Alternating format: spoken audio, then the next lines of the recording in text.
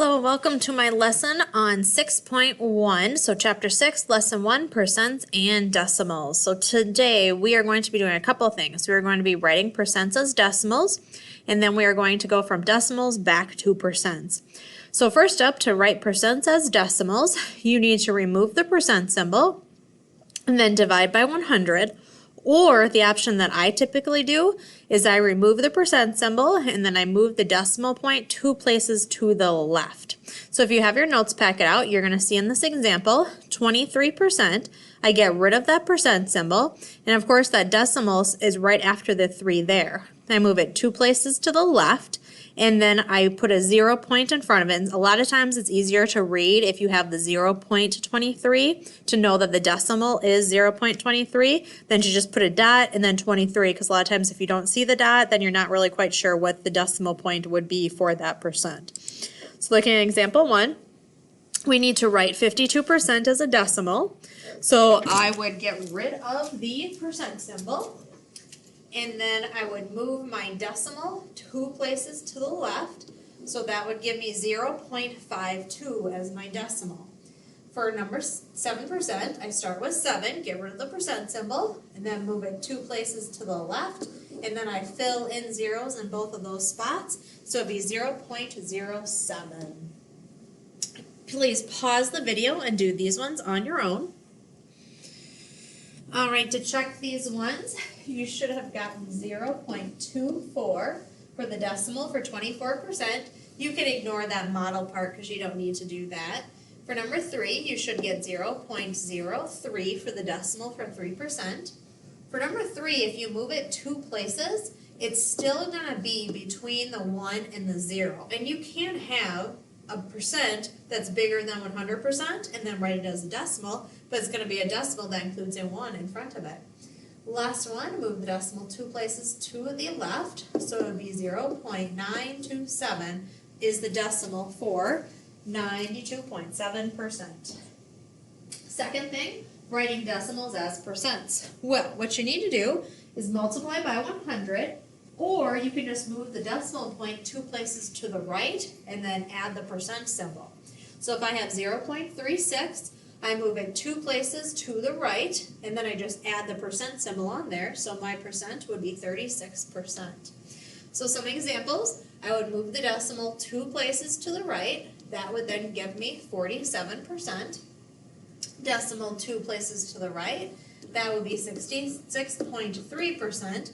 And you can have a decimal number in a percent, it would be 66.3%.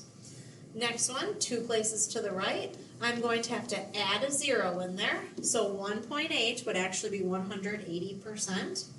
Last one here, 2 places to the right, and that's going to give me 0.9%. It's a very small amount, but 0.9% is your answer for that question. You can pause the video and do those 4 on your own. Okay, once again, ignore that, use the model. So the percent for this one would be 94%. 2 places would be 120%.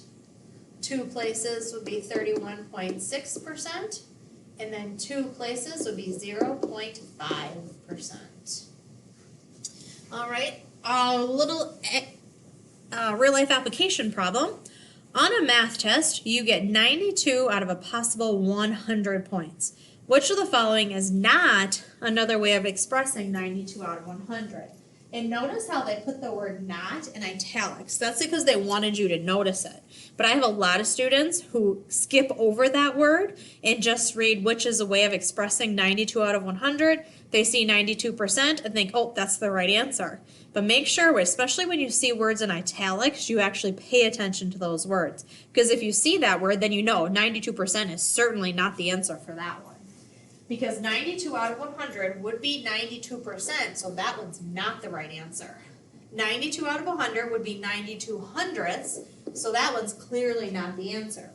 So now I'm left with the fraction ones. Well, I'm going to turn those into decimals. So I'm going to take 23 divided by 25. That gives me 0.92, which if I move it 2 places over, that would be 92%, so it's clearly not that one. So I'm thinking it is C, and when I check it, 17 divided by 20, that's 0.85, which would be 85 hundredths, which would be 85%. Next question says, the figure shows the portions of ultraviolet UV rays reflected by 4 different surfaces. How many times more UV rays are reflected by water than by sea foam? Whenever they use this phrase, how many times, you think that means multiply, but it actually means division. So I need to divide water by sea foam to find out, how many times more. Well, the problem with, if you look at those two numbers, water is in fraction form, sea foam is in percent form. So I've got to change them so that they're in the same form. The easiest thing to do is to turn them into decimal form. So I take 21 divided by 25, that's 0.84 for water. And then I'm going to divide that by sea foam. Well, the decimal, I just move it 2 places to the left. That would be 0.25. So 0.84 divided by 0.25 gives me 3.36. So there would be 3.36 times as many UV rays reflected by water than by sea foam. You can pause the video and do these two on your own. Alright, so to write 18 out of 100 as a percent, I know that that would be 18%. The fraction, 18 over 100, technically would be correct because they didn't say to write the fraction in simplest form, but most of the time they would always want you to write that in simplest form. So I would divide by 2 on top and bottom, which would actually give me the answer most likely they're looking for, which is 9/50ths. And then the decimal, 18 hundredths, would be 0.18. And question number 10, they're asking how many times more. So we have water, which remember on the last one was 0.84.